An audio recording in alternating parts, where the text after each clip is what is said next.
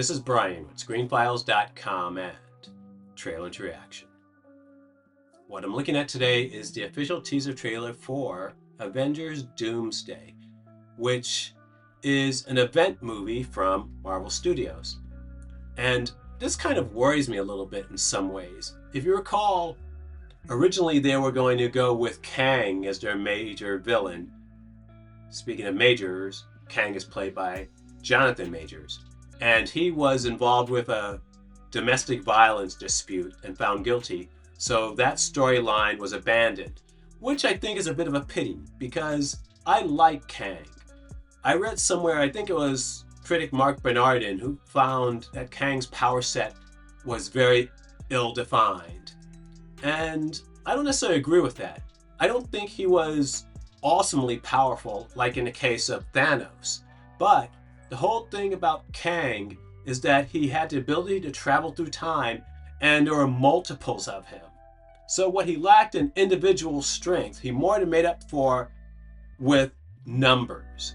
Lots of Kangs combined with the ability to time travel. That's pretty potent as far as I'm concerned. In any case, Kang has been put on the shelf for now and has been replaced by Dr. Doom, who is certainly a more iconic villain than Kang ever was. That being said, I don't mind that Robert Downey Jr. will be playing Victor Von Doom. Or maybe Tony Stark as Dr. Doom. I'm not sure how they'll go with that. What bugs me just a little bit was the reveal. If they could have just held back on that as long as possible, I think it would have made shockwaves once it was revealed. As it stands, it's been normalized, and it's not as interesting an idea as if it were not revealed, I think. In any case, let's look at the official teaser trailer for Avengers Doomsday.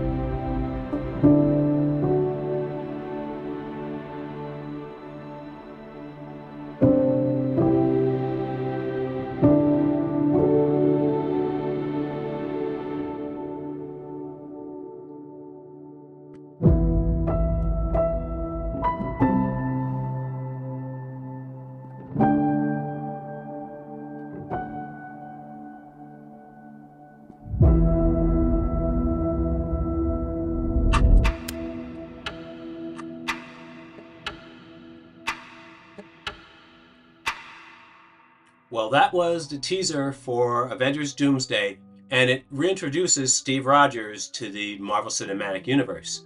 And it's a nice trailer. It's well shot, it's beautiful, and what I appreciated most of all is something a lot of people probably won't notice. Namely, you see the camera rising to the top of the windmill, and just the motion of it feels like a crane to me. I could be wrong, but it doesn't feel like a drone. And I appreciate that because I think drones in movies are way overused and oftentimes shouldn't be used in situations. And a crane, for me, has a different feel, and I like that a lot. Though what I didn't particularly like about this trailer was that I read somewhere that Kevin Feige blamed the underwhelming box office for Captain America: Brave New World on the fact that Steve Rogers wasn't in it. And having seen that movie, that wasn't a problem with it. The problem, I think, was that Captain America: Brave New World was changed a lot from what was originally planned. The main villains were the Serpent Society, and originally they were going to be costumed. And I believe footage was shot to that effect. For some reason, the movie was changed to become very much like Captain America the Winter Soldier. So much so it felt almost like they were copying that movie, and that's a bad look. If they would have just went with their original concept, I think Captain America Brave New World would have been better received. So what do you think? This is Brian with ScreenFiles.com and Trailer to Reaction. Do you agree, disagree? Let me know down below. And as usual, consider a like, follow, or buy me a coffee. Peace.